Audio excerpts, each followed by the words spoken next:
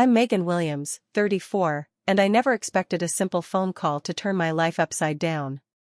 5 years ago, I scraped together every penny to buy a duplex as an investment property. The spare unit has been home to Amber and her 7-year-old son Lucas for the past year.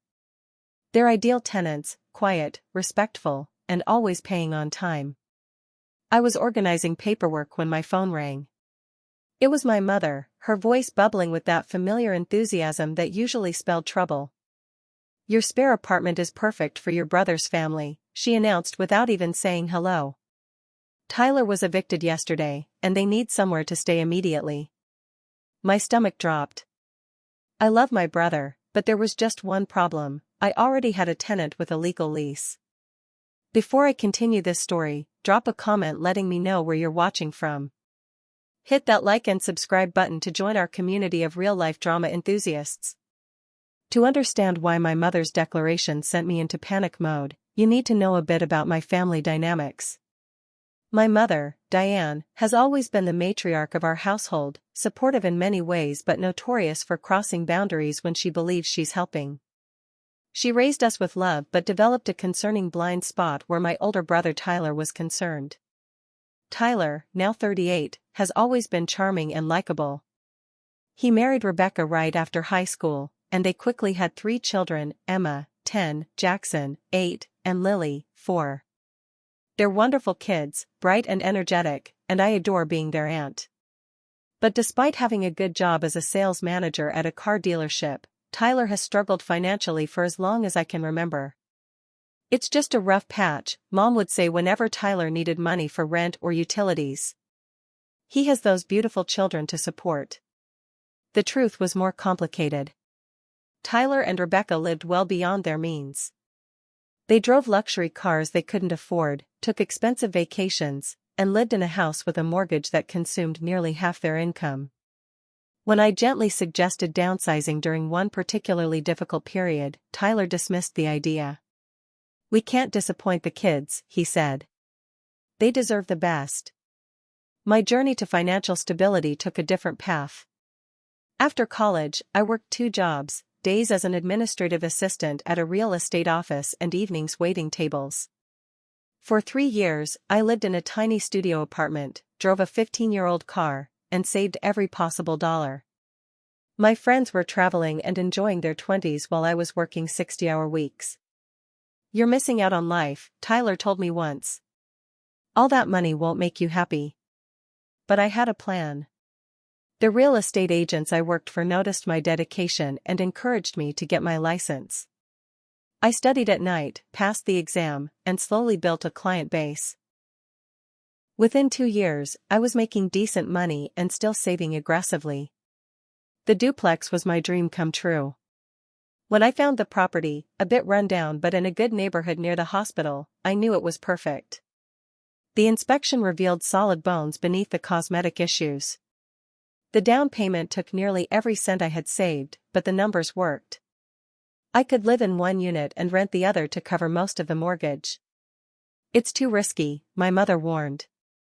"What if you can't find a tenant?" But I'd done my homework. The rental market was strong, and the location was desirable. I closed on the property 5 years ago, spent weekends painting and making repairs, and found my first tenant within 2 weeks. This independence didn't stop my family from asking for help. When Tyler's car was repossessed 3 years ago, he asked to borrow my credit card for a down payment on another vehicle. When my parents' refrigerator died, they called me before checking prices at appliance stores. I helped when I could, but there was a growing expectation that Megan will take care of it. My relationship with Tyler was particularly complex. Growing up, he was the special one, naturally athletic and socially confident, while I was studious and reserved. Mom always made excuses for his behavior, from failing grades to fender benders, while holding me to higher standards. "Your brother just needs extra support," she would explain. "You've always been so self-sufficient." This dynamic continued into adulthood. When Tyler was fired for chronic tardiness, it was because his boss had it in for him. When I received a promotion, it was because you were always good at following rules. Despite this, I loved my brother. He could be incredibly generous with his time and affection. When I had surgery 2 years ago, Tyler visited daily, bringing homemade soup and keeping me company. He was the first to defend me when an ex-boyfriend spread rumors after our breakup. These moments made the boundary issues more difficult to navigate. But the financial drain was taking a toll. Last Christmas, Tyler mentioned that they were behind on their mortgage again. I noticed my mother writing a check later that evening. When I asked about it, she became defensive. They have children, Megan. What am I supposed to do, let them be homeless? Maybe they need financial counseling instead of bailouts, I suggested. The conversation devolved into accusations about my cold-hearted attitude and how I just didn't understand the challenges of raising children. I left early that night, driving home with a familiar mixture of guilt and resentment. So when my mother called about Tyler's eviction, I wasn't entirely surprised. The writing had been on the wall for months. What shocked me was her automatic assumption that my property, and by extension, my tenant's home, was the solution. Amber Collins moved into my rental unit 14 months ago. She arrived for the viewing looking exhausted but determined, her son Lucas holding tightly to her hand. At 32, she had the weary eyes of someone who had weathered significant storms. I work as a pediatric nurse at Memorial Hospital, she explained during our initial meeting. We're looking for somewhere stable, somewhere safe. Something in her voice, a slight tremor when she said safe, told me there was more to her story. Over the application process, the details emerged. Amber had left an abusive marriage 2 years earlier, taking Lucas and little else. Her ex-husband, Mark, had controlled every aspect of their finances, leaving her with no credit history and minimal savings when she escaped. He said nurses were a dime a dozen, she told me later. That I'd never support myself without him. But Amber proved him wrong. She found a position at the hospital, initially working night shifts while a neighbor watched Lucas. She lived in a women's shelter for 3 months before moving to a cramped one-bedroom apartment in a questionable neighborhood. Despite working full-time, she struggled to afford both rent and childcare. Lucas has sensory processing disorder, she explained during our second meeting. The noises in the old apartment building were overwhelming for him. He couldn't sleep, which meant I couldn't sleep. It affected his school performance and my work. The location of my duplex was ideal for them. It was on a quiet street, just 10 minutes from the hospital and 5 minutes from the elementary school that had resources for children with special needs. The unit itself was nothing fancy, 2 bedrooms, 1 bath, with a small yard, but it was clean, well-maintained, and peaceful. Over the past year, I had watched Amber transform their space into a true home. The walls, once stark white, now featured framed photos and colorful artwork. The second bedroom had been painted a calming blue for Lucas, with special blackout curtains and a weighted blanket on his bed. Their small patio held container gardens where they grew herbs and cherry tomatoes. More importantly, I had watched them both thrive. Lucas, once shy and prone to meltdowns, was now more regulated and confident. Amber had been promoted to charge nurse on her unit and had even started taking courses toward a nurse practitioner degree. This is the first place that's felt like home since, well, maybe ever, Amber told me when she renewed her lease 3 months ago. Lucas asks if we can stay here forever. I had assured her they were welcome as long as they wanted to stay. Their current lease had 6 more months, but I had every intention of offering renewal. They were dream tenants. Amber maintained the property meticulously and always paid on time. Beyond the business arrangement, I genuinely liked them. We weren't close friends, but we had developed a warm neighborly relationship. Sometimes Amber would bring over extra cookies she and Lucas had baked, and I occasionally helped with small repairs that weren't urgent enough to call a professional.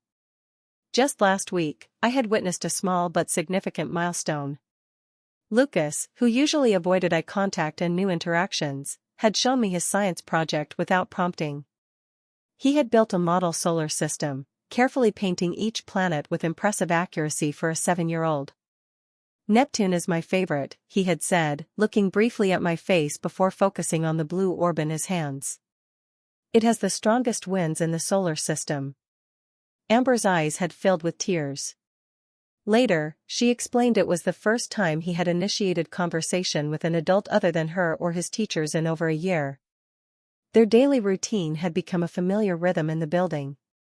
Mornings began early, with Amber making breakfast while Lucas prepared for school. She would walk him to the bus stop at the end of our street before heading to her shift at the hospital. Afternoons found Lucas doing homework at the kitchen table while Amber prepared dinner, often with ingredients from their small garden.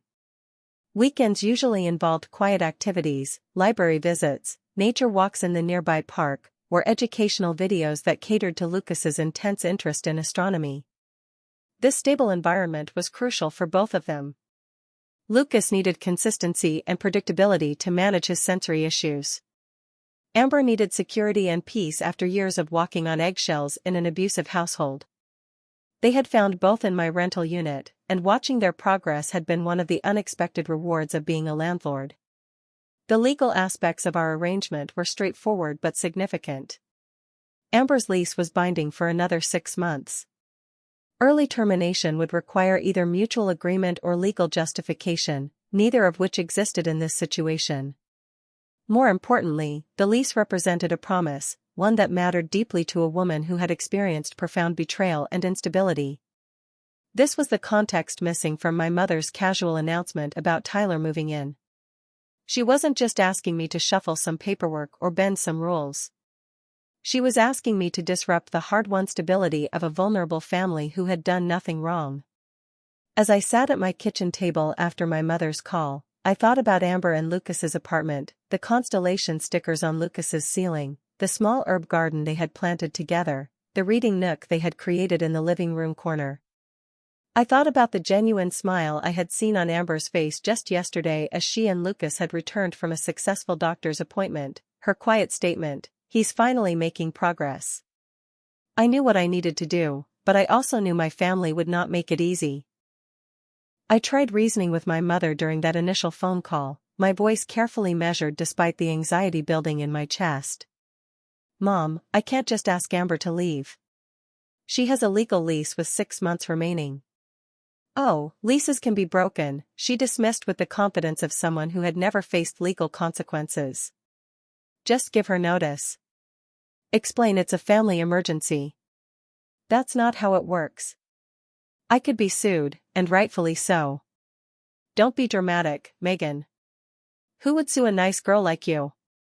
Just offer her some money to leave. Family comes first." "Mom, Amber is a single mother with a special needs child. This apartment is perfect for them because it's close to both her work and Lucas's school. They've created stability here."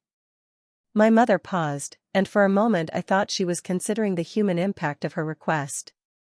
Then she sighed heavily. "Well, I've already told Tyler you'll help.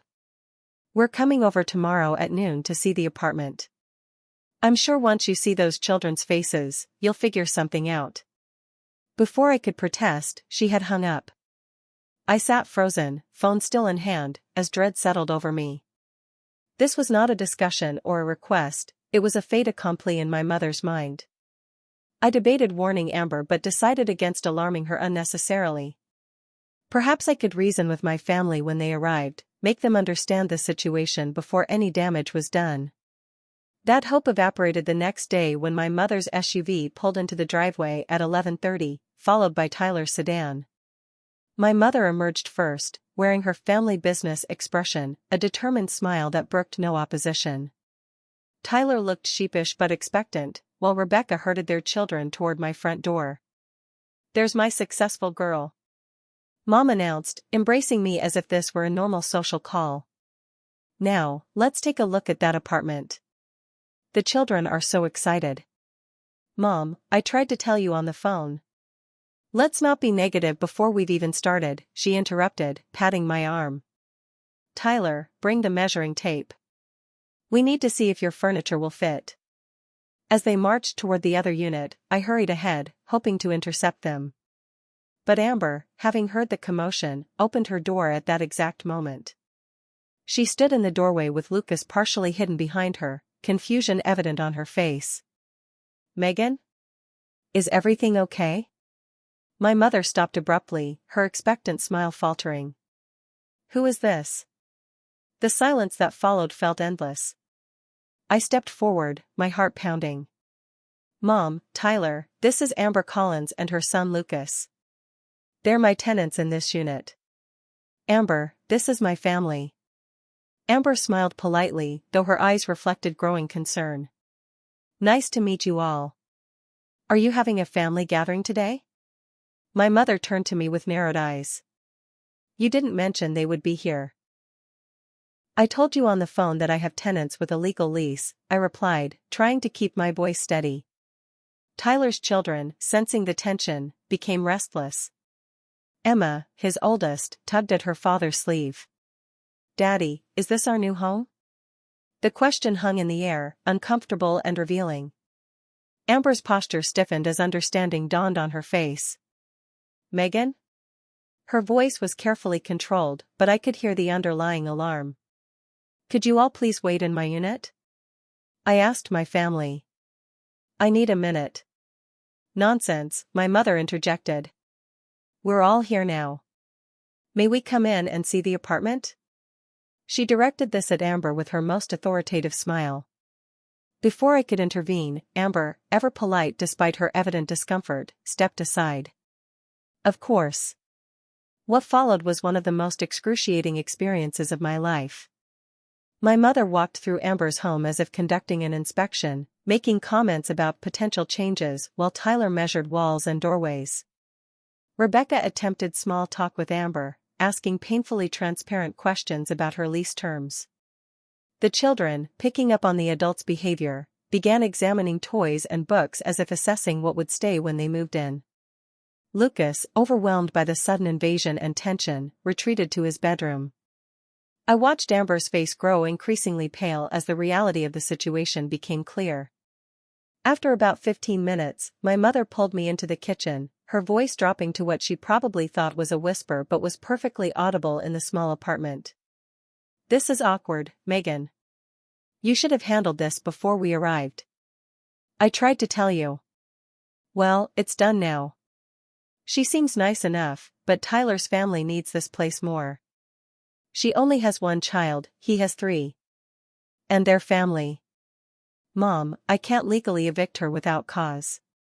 Don't be ridiculous. Just tell her you need the apartment for family use. Give her a month to find somewhere else. It's perfectly reasonable. Before I could respond, she turned and walked directly to Amber, who was standing stiffly by the living room window. Mrs. Collins, was it? We have a bit of a family situation. My son Tyler and his family have been evicted from their home due to a misunderstanding with their landlord. Megan has generously offered them this apartment, so you'll need to find alternative housing. I'm sure Megan will give you a good reference. The color drained from Amber's face. Her eyes sought mine, a mixture of betrayal and disbelief evident in her expression. Mom. I stepped forward. I never agreed to. It's just business, dear, my mother continued, addressing Amber rather than me. Family has to come first. I'm sure as a mother you understand that. Amber straightened her shoulders, her professional composure taking over despite the shock. I understand family loyalty, but I have a legal lease with 6 months remaining. Megan and I have not discussed any changes to that arrangement. My mother's smile tightened. Well, these things can be worked out. Megan, perhaps you should explain this situation properly to your tenant. The way she said tenant, as if it were a lesser category of human, made my stomach turn. Tyler stood awkwardly by the dining table, looking simultaneously entitled and embarrassed. Rebecca had gathered their children near the door, clearly wanting to escape the tension. There's nothing to explain, I finally managed, finding my voice. Amber has a legal lease. I'm not breaking it. We'll discuss this later, my mother replied, her tone indicating the discussion was far from over. Tyler, take some final measurements. We'll need to know what furniture will fit. Amber excused herself to check on Lucas, her movements deliberately calm though her hands were shaking. As soon as she left the room, I confronted my family. You need to leave. Now. This is completely inappropriate. Don't be dramatic, my mother countered. We're just exploring options. There are no options to explore. This is Amber's home. She has a legal lease. End of discussion. Tyler finally spoke up, his expression a mixture of entitlement and desperation. Megan, we have nowhere else to go. The kids need stability. The irony of his statement was not lost on me, but before I could respond, Amber returned to the room, Lucas clinging to her side. The boy's face was flushed, his breathing rapid, signs of anxiety I had learned to recognize over the past year. I think we need some privacy now, Amber stated firmly. Lucas is becoming overwhelmed. My mother opened her mouth to protest, but something in Amber's expression, the quiet dignity of a woman who had faced worse challenges than this intrusion, finally silenced her. Of course, I said, moving toward the door. I'm so sorry about this, Amber. We'll talk later. As I ushered my family out, I caught a glimpse of Lucas's star map on the wall, the careful labels in his improving handwriting, the safe space they had created together. The contrast between that peaceful home and the chaos my family had just introduced was stark and shameful. Once outside, my mother's frustration erupted. I can't believe you're putting strangers before your own brother. Those children need a home, Megan. So do Amber and Lucas, I replied, my voice steadier than I felt. And they already have one, with a legal lease that I intend to honor. The confrontation had just begun, but I already felt the ground shifting beneath my feet, the familiar family dynamics pulling me toward compliance even as my conscience pulled me in the opposite direction. After my family left, my mother in stony silence, Tyler with a backward glance of mingled hope and resentment, I knocked gently on Amber's door. When she answered, her expression was guarded in a way I hadn't seen since her first weeks as my tenant. Amber, I am so incredibly sorry about that. I had no idea they were going to behave that way. She nodded, maintaining her composure though her eyes were red-rimmed. Lucas is finally calming down. The disruption was difficult for him. Guilt washed over me. I want to be absolutely clear, I never told my family you would be moving out. I have no intention of breaking our lease agreement. Some of the tension left her shoulders, but the wariness remained. Your mother seemed very certain. My mother often confuses what she wants with what's going to happen, I admitted. This is your home for as long as you want it to be. You have my word. Amber studied my face for a long moment before nodding. Thank you. I appreciate your integrity, Megan. Not everyone would stand up to their family like that. Her words were kind but carried an undercurrent of uncertainty. The trust we had built over the past year had been damaged, not by anything I had done, but by the mere suggestion that her housing security could be sacrificed for someone else's convenience. By the time I returned to my own unit, my phone was already buzzing with messages. My mother had sent 8 texts in rapid succession. I'm very disappointed in you. Tyler's children were in tears. Call me when you're ready to discuss this rationally. Family should always come first. Your father agrees with me. That woman can find another apartment anywhere. Your brother has nowhere else to go. I raised you better than this. I silenced my phone and set it aside, needing time to process before engaging further. But the reprieve was short-lived. Within an hour, my Aunt Susan called, then my cousin Melissa.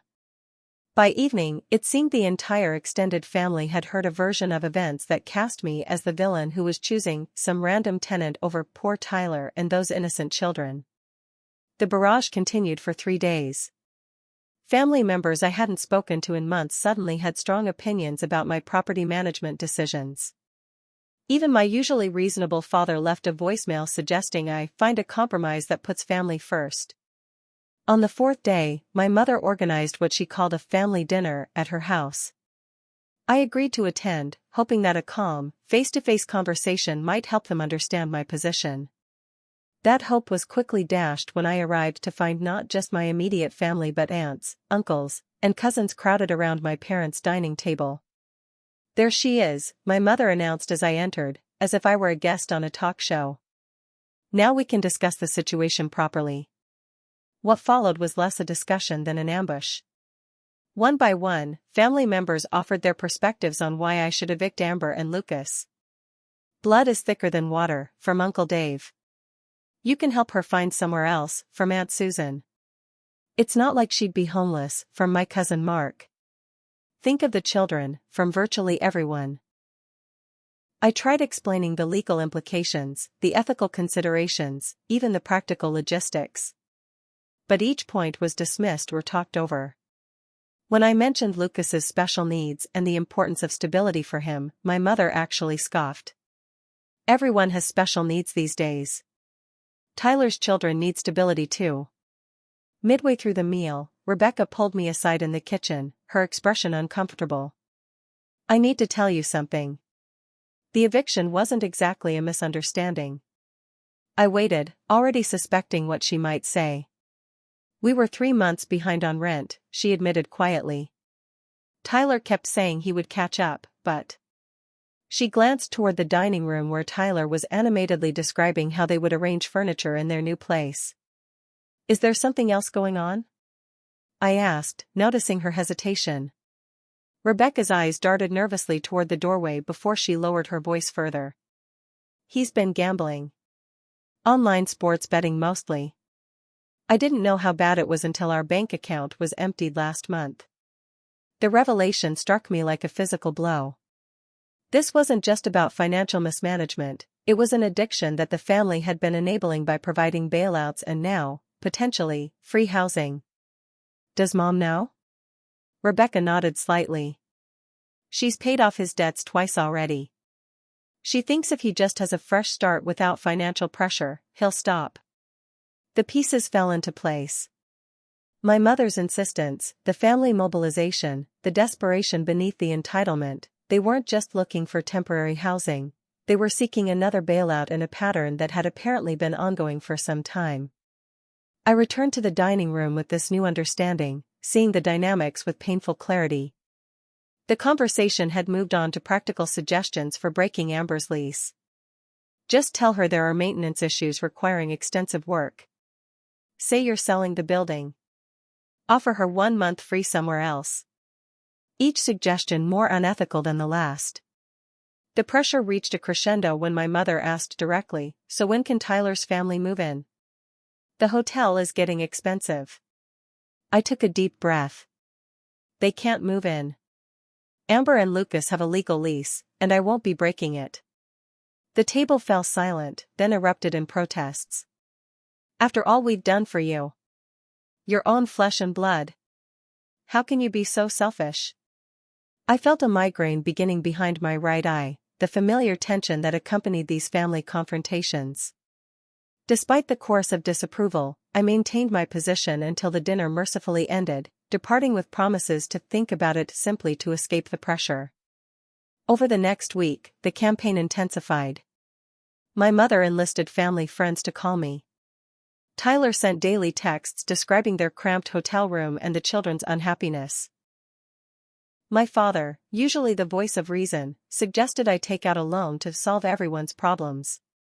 Meanwhile, I observed Amber and Lucas continuing their daily routines, unaware of the storm surrounding them. One evening, I watched from my window as they returned from the library, Lucas excitedly showing Amber a book about Mars. The joy on his face, the normalcy of their interaction, reinforced my resolve even as it highlighted what was at stake. The breaking point came unexpectedly on a Sunday afternoon. I had just returned from a much-needed hike, trying to clear my head, when several cars pulled into my driveway. My mother emerged from the first, followed by Tyler and his family. From the others came my aunts, uncles, and several cousins, a family delegation clearly meant to overwhelm any resistance. "We've come to help you see reason," my mother announced as I met them at the door, her tone suggesting this was an intervention rather than a home invasion. Despite my protests, they filed into my living room, filling every available seat.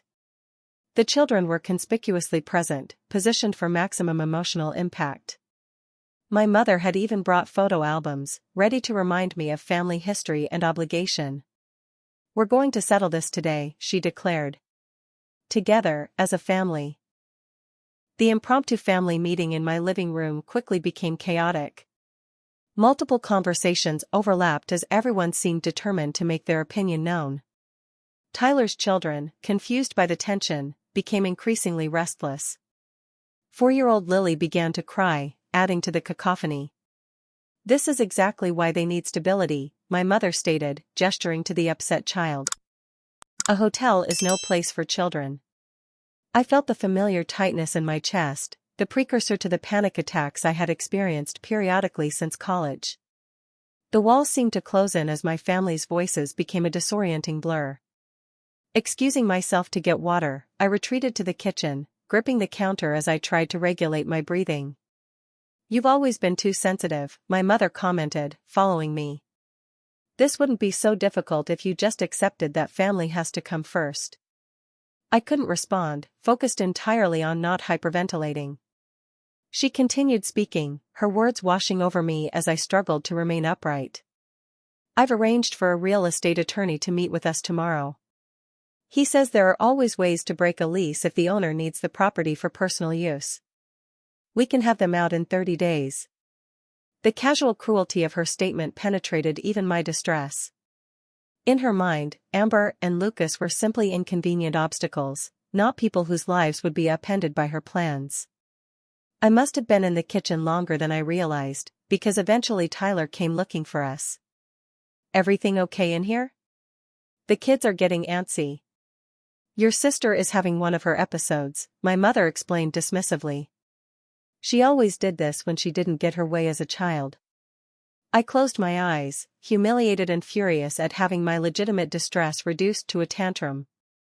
As I focused on my breathing, I became aware of voices from the living room. My family was discussing me as if I weren't in the next room. "She's always been difficult," Aunt Susan was saying. "Remember when she refused to lend Tyler money for his car? The problem is she doesn't understand family priorities," Uncle Dave added. "Never having children of her own, she can't relate to what Tyler and Rebecca are going through." My cousin Jessica's voice rose above the others. "I don't see what the big deal is. That woman and her kid can find another apartment. It's not like they're special." That final comment cut through my panic like a blade through fog, suddenly clarifying everything. My family wasn't seeing Amber and Lucas as people with rights and needs, they were seeing them as disposable, as less important simply because they weren't family. I took a deep breath, straightened my shoulders, and walked back into the living room. The conversations halted as everyone turned to look at me. "Everyone needs to leave," I said, my voice steadier than I expected. "Now." My mother began to protest, but I held up my hand. "No. This ends today. I've listened to everyone's opinions, and now you're going to listen to mine." I looked around the room, meeting each person's eyes in turn. Amber and Lucas have a legal lease. More importantly, they have made a home here. They are good people who pay their rent on time and take care of the property. I will not evict them to solve problems that aren't of their making. "But Tyler's family," my aunt began. "Has options," I finished firmly. "Options that don't involve displacing another family. Tyler and Rebecca are in this situation because of choices they've made. I know about the gambling, the missed payments, the previous bailouts." Tyler's face flushed with anger and shame. "You had no right to discuss our private business. You made it my business when you decided my property was the solution to your problems," I countered. "I love you, Tyler. I love your children. But I won't participate in this cycle anymore." My mother stood, her expression thunderous. "How dare you speak to your brother that way? After all we've done for you." "What exactly have you done for me, Mom?" I asked quietly. "Did you help with the down payment on this duplex? Did you co-sign the loan? Did you help with renovations?" "No. I worked 2 jobs for years to make this happen. I researched properties, secured financing, and took all the risk. This isn't family property, it's mine. And I get to decide how it's used." The silence that followed was deafening. My father, who had been largely quiet throughout, cleared his throat. "Megan has a point. The property is hers. My mother turned on him. Don't you start. We need to present a united front. What we need, I interjected, is to respect boundaries and stop enabling behaviors that are destructive to everyone involved. I turned to Tyler. I love you, and I want to help, but not like this. Not by hurting innocent people, and not by continuing patterns that don't actually solve anything. His expression was difficult to read, a mixture of entitlement, shame, and genuine distress. Where are we supposed to go? The hotel is draining what little money we have left. I'll help you find a place, I offered. I have connections in property management. I can make calls, provide references. But it needs to be a place you can actually afford long-term, and it needs to come with a commitment to address the real issues. The ensuing argument lasted nearly an hour. Voices were raised, old grievances aired, tears shed. But for the first time in my adult life, I didn't waver in the face of family pressure. I stated my position clearly and repeatedly. I would help Tyler's family find housing within their means, but I would not evict Amber and Lucas. Eventually, exhausted by the conflict, my relatives began to leave. Some departed in anger, others in reluctant acknowledgement of my stance. My mother was the last to go, pausing at the door. I didn't raise you to be this cold, she said, her disapproval evident in every word. You raised me to do what's right, I replied. Even when it's difficult. As I closed the door behind her, I felt a complex mixture of emotions, relief, grief, uncertainty, but beneath it all, a newfound sense of clarity. For perhaps the first time I had drawn a line and held it, prioritizing what I knew to be right over what would have been easiest. The aftermath would be messy and painful, I knew. Family relationships would be strained, perhaps for a long time. But as I looked out my window toward Amber's unit, where a small lamp glowed warmly in the gathering dusk, I felt certain that I had made the only decision I could live with. The days following the confrontation were eerily quiet. My phone, which had been constantly buzzing with family messages, fell silent. I threw myself into work, trying not to dwell on the estrangement even as I grieved the broken connections. A week later, Tyler called. His voice was subdued, lacking the entitlement that had characterized our recent interactions. Can we talk? Just you and me? We met at a coffee shop midway between our locations. He looked tired, the confident older brother of my childhood diminished by circumstance. Rebecca and I have been doing a lot of thinking, he began after we'd settled with our drinks. And talking. Really talking, maybe for the first time in years. I nodded, waiting for him to continue. What you said about enabling, it hit home. Mom and Dad have been bailing me out for so long that I stopped trying to solve problems myself. And Rebecca? He sighed heavily. She threatened to leave if I don't get help. For the gambling. Are you going to? I asked directly. I've been to 2 GA meetings already, he admitted. It's hard. Harder than I expected to hear myself say those words out loud. I'm Tyler, and I'm a gambling addict. Despite everything, my heart ached for him. I'm proud of you for taking that step. Don't be proud yet, he cautioned. I've got a long way to go. But I'm trying. We're staying with Rebecca's sister for now. It's cramped, but it's temporary. Actually, I might have a lead on something more permanent, I said, pulling out my phone. I've been making calls to industry contacts. There's a property manager I know who has a 3-bedroom apartment coming available next month. It's not luxury housing, but it's clean, safe, and the rent is manageable. He's willing to overlook the eviction because of my recommendation. Tyler's eyes widened. You did that? After everything? You're still my brother, Tyler. I want to help, just not at Amber's expense. He was quiet for a moment, studying his coffee cup. I was so angry at you. Felt like you were choosing strangers over family. But Rebecca helped me see that wasn't it at all. What did she say? That you were choosing right over easy. That it's what you've always done. He glanced up, his expression more vulnerable than I'd seen in years. She also pointed out that I've never really had to face consequences before. There's always been someone, usually you or mom, to clean up my messes. The conversation continued for nearly 2 hours. We discussed his treatment plan, the family finances, and practical steps toward stability. The property manager friend had agreed to offer a 3-month reduced rent period to help them get established, with the condition that Tyler provide proof of ongoing treatment and financial counseling. I can't promise I won't mess up, Tyler said as we prepared to leave. But I'm trying. Really trying this time. That's all anyone can ask, I replied. Repairing the relationship with my mother took longer. For nearly a month, our communication was limited to terse text messages and awkward Sunday dinners where we carefully avoided discussing what had happened. My father, acting as unofficial mediator, encouraged patience. She's struggling with the change, he explained during one of our private conversations. For 40 years, her identity has been tied to being the person who fixes everything for everyone, especially Tyler. Your standing firm has forced her to reconsider that role. The breakthrough came unexpectedly. My mother called one evening, her voice lacking its usual certainty.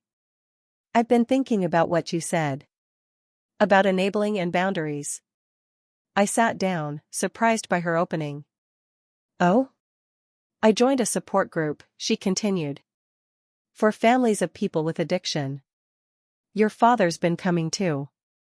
It's enlightening. And uncomfortable. That's a big step, Mom. The counselor said something that struck me. That sometimes what feels like love is actually fear disguised as help.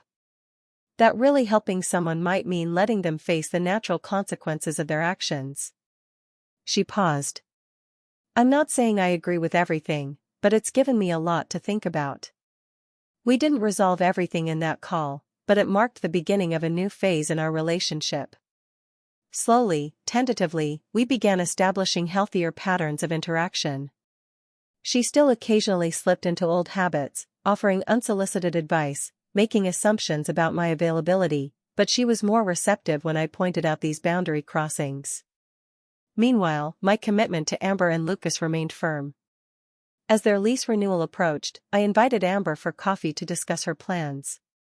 I want to be transparent, she said after we'd exchanged pleasantries. I've been looking at other options. After what happened, I worried about security here. The statement stung, though I understood her caution.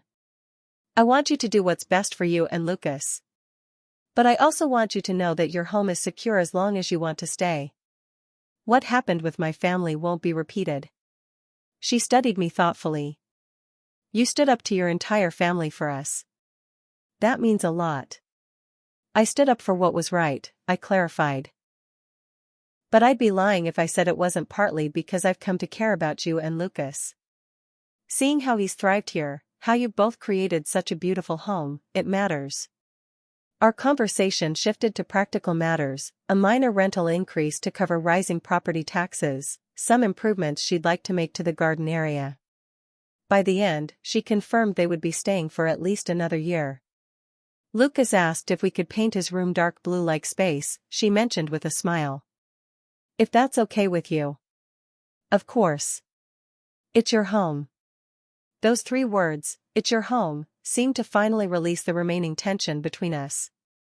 The friendship that had been developing before my family's intervention began to deepen again, now strengthened by the knowledge that I had proven trustworthy during a crisis.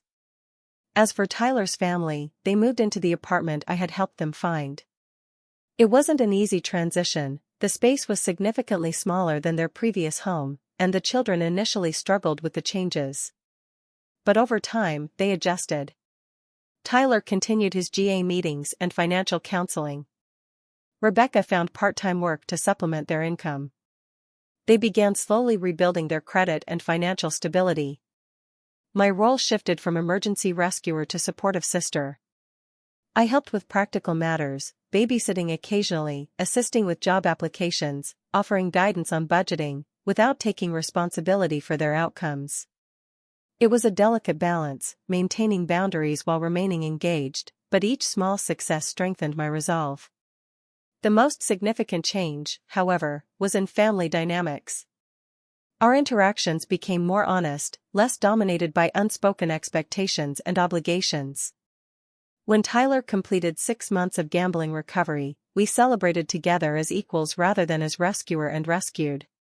When my mother respected my no to a request without argument, I acknowledged the growth that represented. My property management business continued to thrive, built on the reputation for integrity that this situation, ironically, had helped solidify. Word had spread among local landlords about my handling of the attempted familial intervention, earning respect in professional circles even as it had temporarily cost me in personal relationships. "You're the one they recommend when tenants need someone trustworthy," a colleague mentioned during a networking event. "That's worth more than you know in this business." She was right.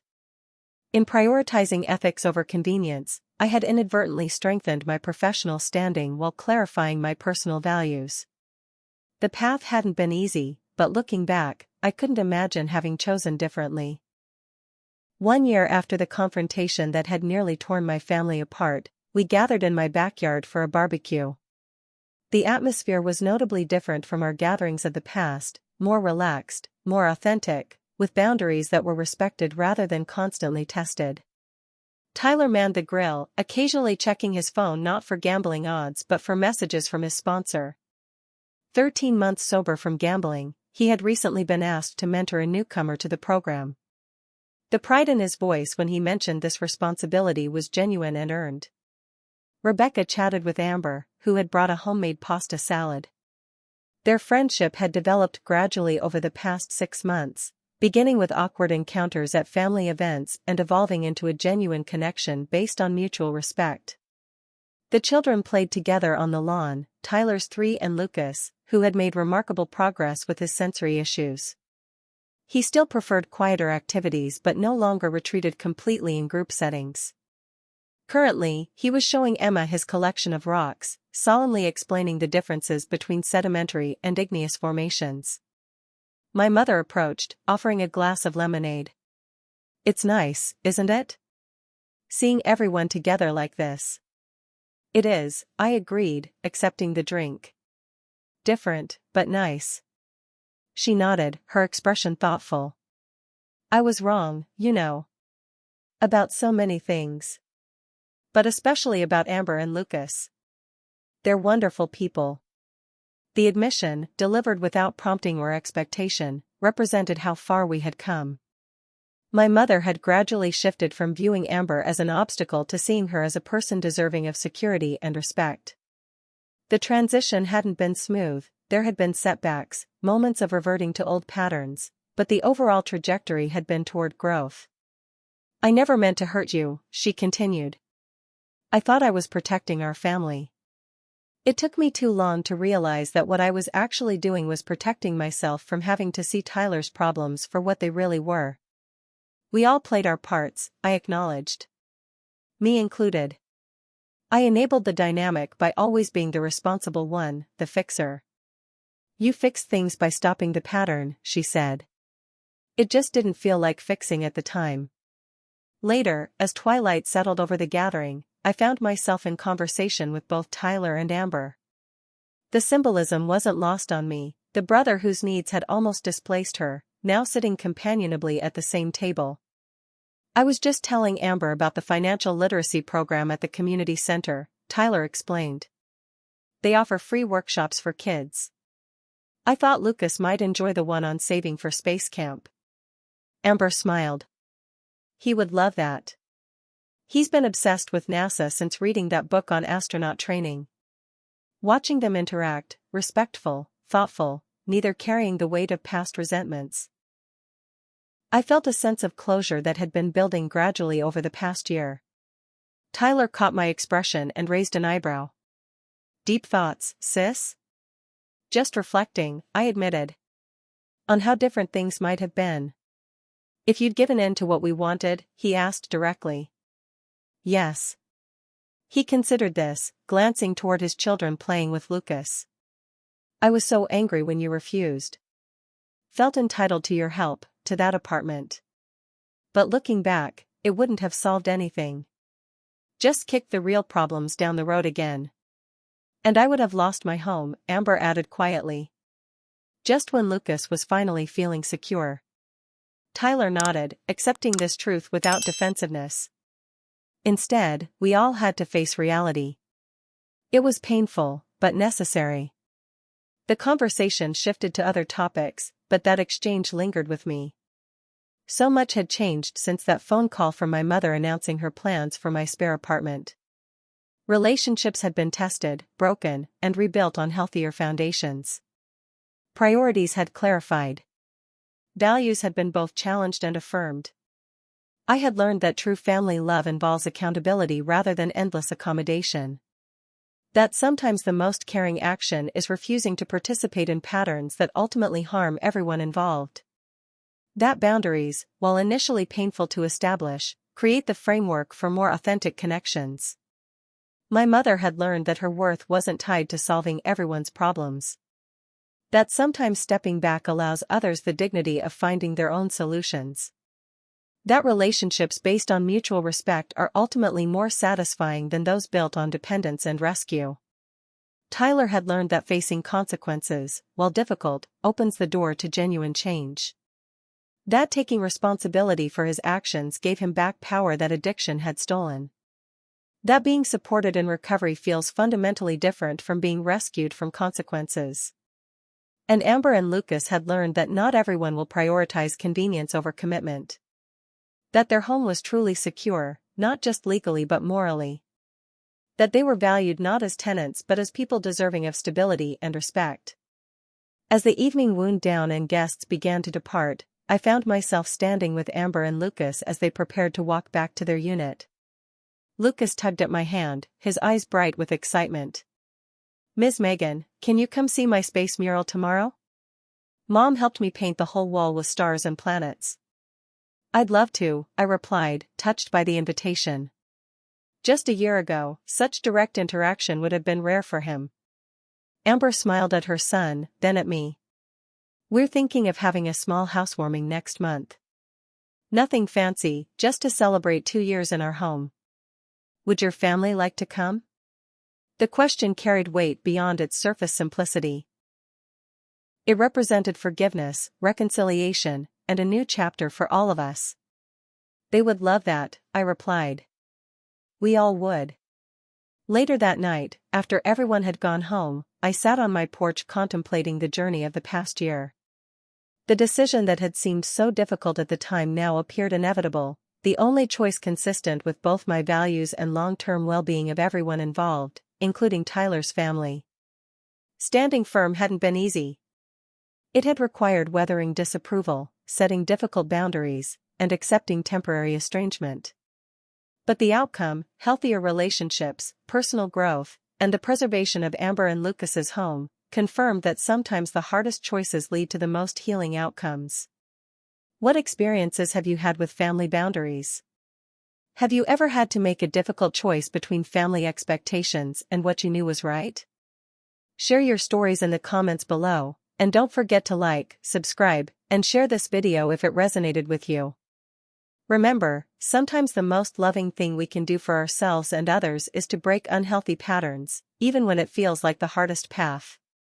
Thank you for listening, and I'll see you in the next video.